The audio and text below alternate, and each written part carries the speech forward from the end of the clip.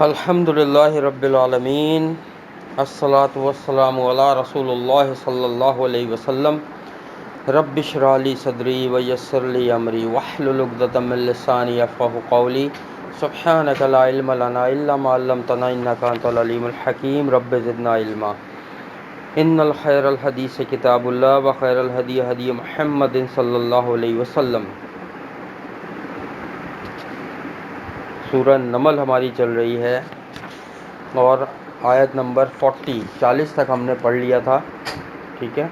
اور کل جو ہم نے پڑھا تھا اس کا ایک ریویو کرا دیتا ہوں کہ سلیمان علیہ السلام کے پاس جب اس نے ملکہ سبا نے تحفے بھجوائے تو انہوں نے ریجیکٹ کر دیا اور یہ کہا جو کچھ مجھے دیا گیا ہے وہ تمہاری قوم سے بہتر اللہ نے عطا کیا ہے، ٹھیک ہے۔ اور انہوں نے کہا کہ ہم جنگ کے لیے تیار ہیں، ان سے بولنا ہے اگر کہ مسلمان فرما بردار ہو کر میرے پاس آنا ہے تو آؤ، نہیں تو ظاہر ہے وہ جنگ کے لیے۔ پھر وہ وہاں پہ قاصد گیا، اس نے خبر سنائی تو ملکہ سبا جو تھی یا بلقیس، اس نے پھر طے کیا کہ میں جو ہوں ملنے آؤں گی، ٹھیک ہے، اپنے سرداروں کے ساتھ یا کسی کے ساتھ بھی، وہ وہاں سے روانہ ہو گئی۔ پھر میں نے بتایا تھا کہ وہ تھے بیت المقدس میں اور ملکہ سبا روانہ ہوئی یمن کے پاس سے جو 1500 کلومیٹر بنتا ہے۔ اس کا تخت بہت شاندار تھا جو ہیرے جواہرات لگے ہوئے تھے، بہت شاندار تخت تھا اس کا، ٹھیک ہے۔ تو وہ تخت تو اپنے محل میں چھوڑ کر آ رہی تھی، ظاہر ہے وہ سواری پہ سوار ہو کے آ رہی تھی، تخت جس پہ وہ بیٹھتی تھی وہ تو محل میں تھا۔ ادھر سلیمان علیہ السلام کو جب پتہ چلا کہ ملکہ سبا ملنے آ رہی ہے، کیونکہ اس نے دن اور ٹائم بتایا ہوا تھا ان کو، اس دن اس وقت تک میں پہنچوں گی، تو ان کو پتہ تھا وہ راستے میں ہوگی۔ انہوں نے اللہ کا معجزہ دکھانے کے لیے اپنی مجلس میں کہا کہ کون ہے جو ملکہ سبا کا تخت مجھ تک سب سے پہلے پہنچائے۔ تو پہلے ایک جن کھڑا ہوا کہ میں یہ محفل ختم ہونے سے پہلے پہنچا دوں گا، یعنی تھوڑی دیر میں۔ پھر ایک آدمی کھڑا ہوا، ٹھیک ہے۔ اللہ فرماتے ہیں ہم نے جس کو کتاب کا علم دیا تھا، اس نے کہا میں آپ کے پلک جھپکنے سے پہلے ہی اس کا تخت یہاں پہنچا دوں گا، اور یہ لے تخت اس کا، وہ حاضر ہو گیا تھا تخت، ٹھیک ہے۔ تو وہ کون آدمی تھا، اللہ نے کیا علم دیا تھا، کس کتاب کا علم تھا، کسی کو نہیں پتہ۔ اس پر قرآن اور حدیث خاموش ہے، اسرائیلی روایات بہت ہیں لیکن ہم فی الحال قرآن اور حدیث کی بات کریں گے، ٹھیک ہے۔ تو جیسے ہی وہ تخت آیا، سلیمان علیہ السلام نے اللہ کا شکر ادا کیا کہ یہ میرے رب کا فضل ہے۔ انہوں نے یہ نہیں کہا کہ اللہ نے مجھے ایسی بادشاہت دی ہے، میں اتنا کوئی بڑا پہنچا ہوا ہوں، یا میں کوئی ایسا نبی ہوں کہ جو سب کچھ کر سکتا ہوں۔ حالانکہ حقیقتاً میں اللہ تعالیٰ نے انہیں ایسی نبوت دی تھی جو ان سے پہلے کسی کو نہیں ملی، نہ ان کے بعد کسی کو ملی، ٹھیک ہے۔ تو وہ کہنے لگے کہ میں شکر ادا کرتا ہوں، اور پھر آگے فرمایا کہ میرے رب کا فضل ہے تاکہ وہ آزمائے مجھے کہ میں شکرا ہوں یا ناشکرا ہوں، اور جو کوئی شکر کرتا ہے تو بس وہ شکر کرتا ہے اپنی ذات کے لیے، اور جو کوئی ناشکری کرتا ہے تو انہوں نے فرمایا میرا رب بڑا بے پرواہ اور نہایت کرم کرنے والا ہے، ٹھیک ہے۔ تفصیلاً میں نے کل بتا دیا تھا، آگے چلتے ہیں۔ اعوذ باللہ السمیع العلیم من الشیطان الرجیم من ہمزہ ونفخہ ونفثہ۔ قال نكروا لها عرشها ننظر أتهتدي أم تكون من الذين لا يهتدون۔ اب سلیمان علیہ السلام نے کہا تم بدل دو اس کے لیے اس کا تخت، ہم دیکھیں گے کیا وہ راہ پاتی ہے یا وہ ہے ان لوگوں میں سے جو نہیں راہ پاتے۔ اب جو اس کا تخت آ گیا نا سلیمان علیہ السلام کے پاس، اس میں ہیرے جواہرات قیمتی بہترین قسم کا، اس پہ کپڑا بچھا ہوا بہترین قسم کی چیزیں ہوں گی، اس پہ ظاہر ہے تخت میں گاؤ تکیے یا شاندار قسم کے ململ کے جو بھی ہوگا، بہرحال ہیرے جواہرات، سونے کا ہو سکتا ہے تار سے کچھ اس پہ کام ہوا ہوا ہو۔ تو بہرحال جب تخت آیا تو سلیمان علیہ السلام نے کہا اب اس تخت میں کچھ چیزوں کو بدل دو، تم کچھ ہیرے نکال کے الگ لگا دو، کچھ ڈیزائن چینج کر دو، کچھ آگے کا پیچھے کر دو، پیچھے کا آگے۔ انہوں نے کہا میں دیکھنا چاہتا ہوں کہ ملکہ سبا کیا سوچے گی، وہ یہ تو سوچ نہیں سکتی کہ یار اتنی جلدی تخت کیسے آ گیا مجھ سے پہلے، میں 1500 کلومیٹر دور کا سفر طے کر رہی ہوں، مجھے کئی دن لگیں گے، کئی مہینے لگ سکتے ہیں، اور میرا تخت انہوں نے اب میری جگہ سے اٹھا کر یہاں تک کیسے پہنچایا۔ تو وہ اس سوچ میں پڑ جائے گی کہ یہ تخت یا تو میرا نہیں ہو سکتا، کیونکہ کیسے آیا پھر۔ انہوں نے یہ سوچنے کے لیے کہ ملکہ سبا جو ہے وہ کیا سوچتی ہے، کیا کہتی ہے، کیا وہ پہچانتی ہے یا وہ نہیں پہچانتی اس کو، انہوں نے کہا اس کے نشانات کچھ بدل دو. اب اس کے جو ان کے درباری تھے انہوں نے اس میں کچھ تبدیلی کر دی. ٹھیک ہے آگے چلتے ہیں. فلما جاءت قيل أهكذا عرشك قالت كأنه وأوتينا العلم من قبلها وكنا مسلمين.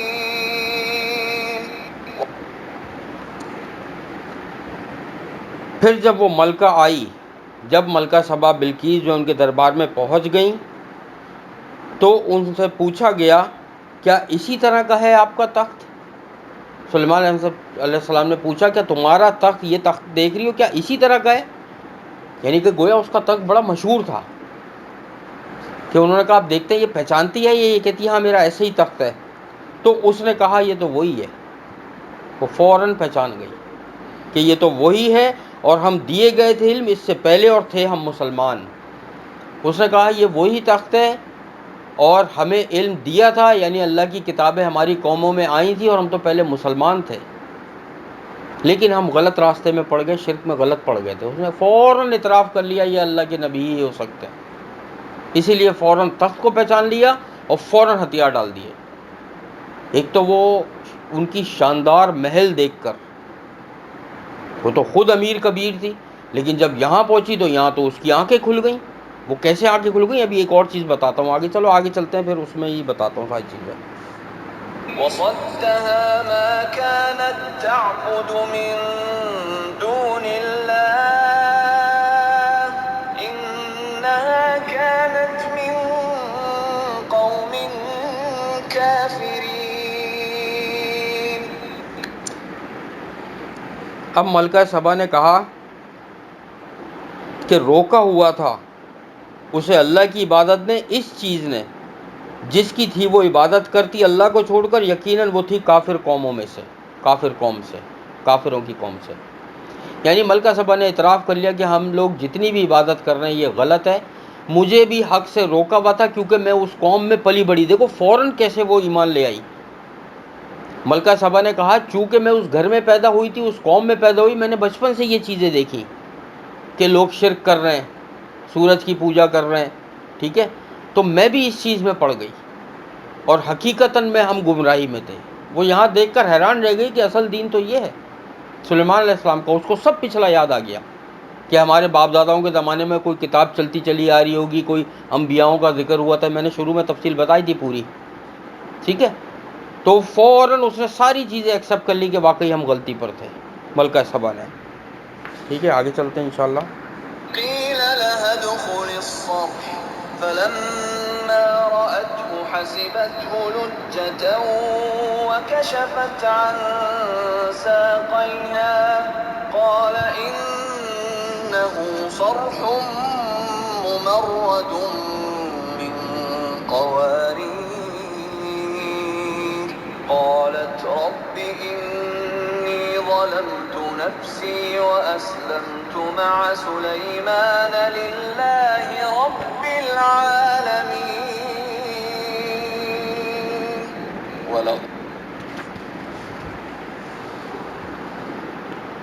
کہا گیا اسے، پھر ملکہ سبا سے کہا گیا اب آپ داخل ہوں اس محل کے اندر اور صحن کی طرف آئیں.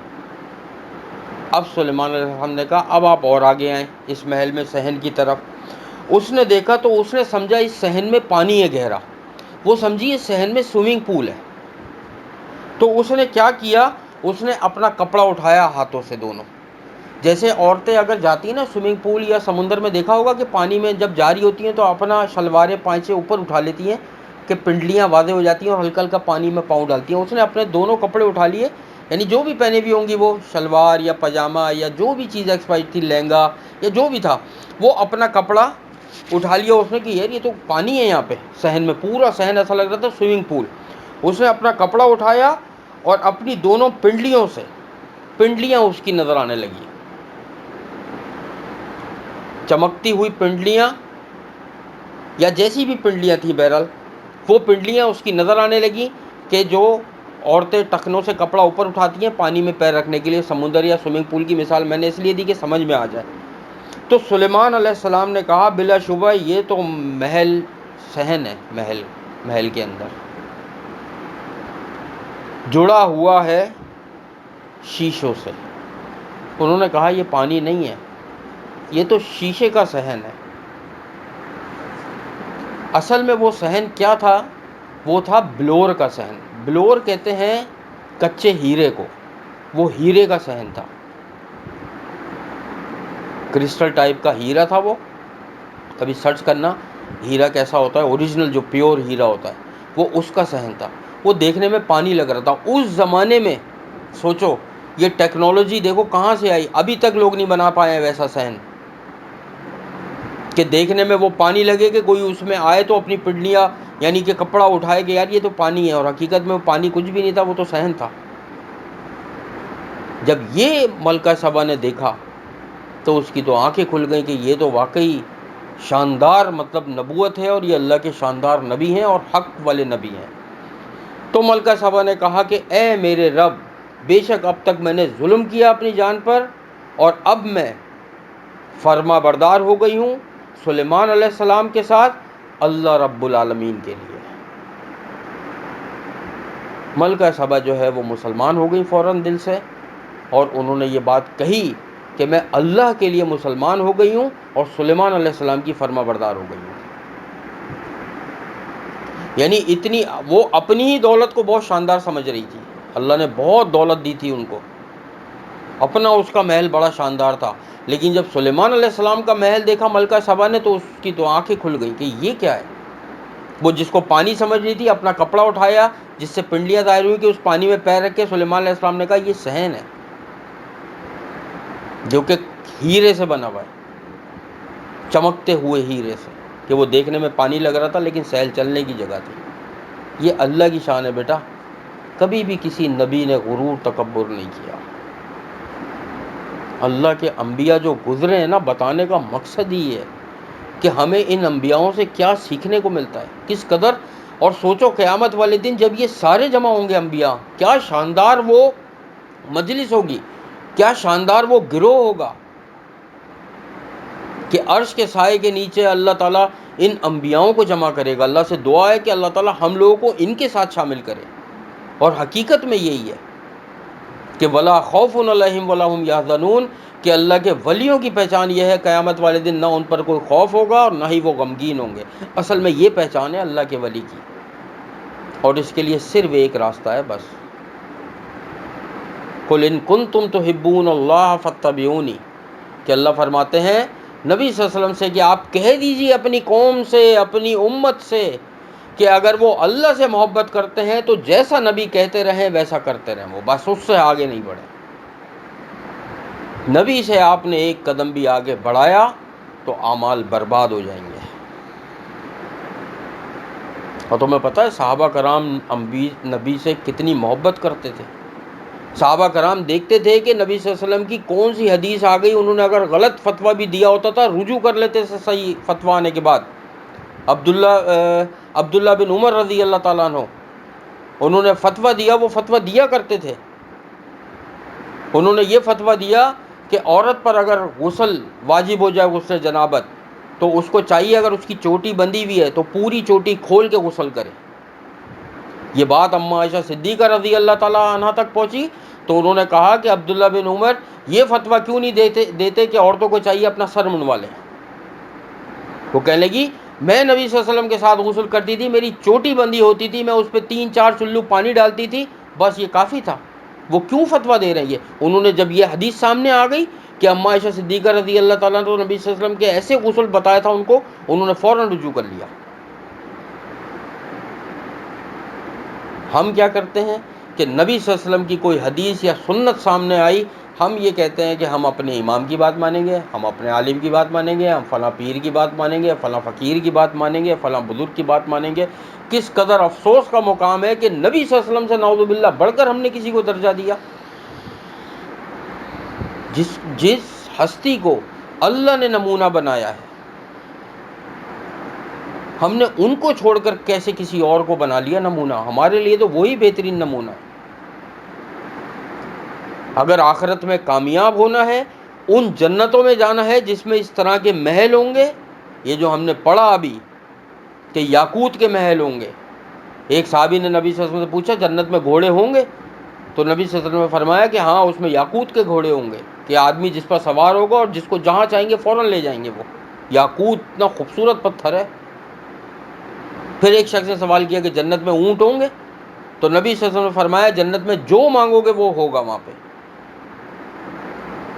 ایسی جنت کو چھوڑ کے ہم دنیا کے پیچھے اپنا ایمان برباد کر رہے ہیں۔ نبی صلی اللہ علیہ وسلم کی سنت سے ایک قدم بھی اگر آگے بڑھا تو ہرگز اللہ تعالیٰ قبول نہیں کرے گا عمل، یہ ذہن میں رکھو۔ اللہ تعالیٰ سے دعا ہے اللہ تعالیٰ صحیح معنوں میں ہمیں قرآن پاک پر عمل کرنے کی توفیق عطا فرمائے اور نبی صلی اللہ علیہ وسلم کی سنتوں پر عمل کرنے کی توفیق عطا فرمائے۔ اللہم انا نسألوک الہدی والتقی والعفاف والغنی رب انی لما انزلت الی من خیر فقیر رب ارحمہما کما ربیانی صغیرا۔ آخرت میں اللہ ہمارا حساب کتاب انبیاء، شہداء، صدیقین اور سلف صالحین کے ساتھ فرما دے۔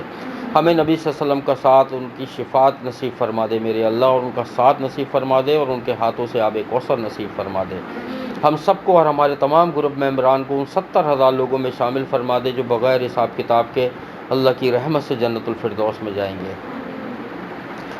مجھے ایک میسج ریسیو ہوا، وہ ہماری یاسمین بہن اور دوسری سمینہ بہن کی خالہ کا، تو مجھے خوشی اس بات کی ہوئی کہ ان کے اس میسج میں مجھے وہ محبت نظر آئی جو صحابہ کرام کے اندر جنت کی محبت تھی۔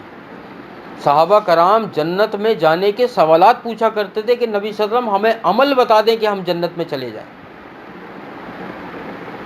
تو میری اللہ سے دعا یہ ہے کہ اللہ تعالیٰ تمام گروپ ممبران کو اور خاص کر ان کی جو خالہ ہیں ان کو بھی جس طرح دنیا میں ہم سب کو یہاں جمع فرمایا ہے، قیامت والے دن جنت الفردوس میں ہم سب کو جمع فرما دے۔ لیکن اس کے لیے یہ پھر بتا دیا ہے کہ جو اعمال نبی صلی اللہ علیہ وسلم نے بتا دیے ہیں ہمیں اس پہ عمل کرنا ہے۔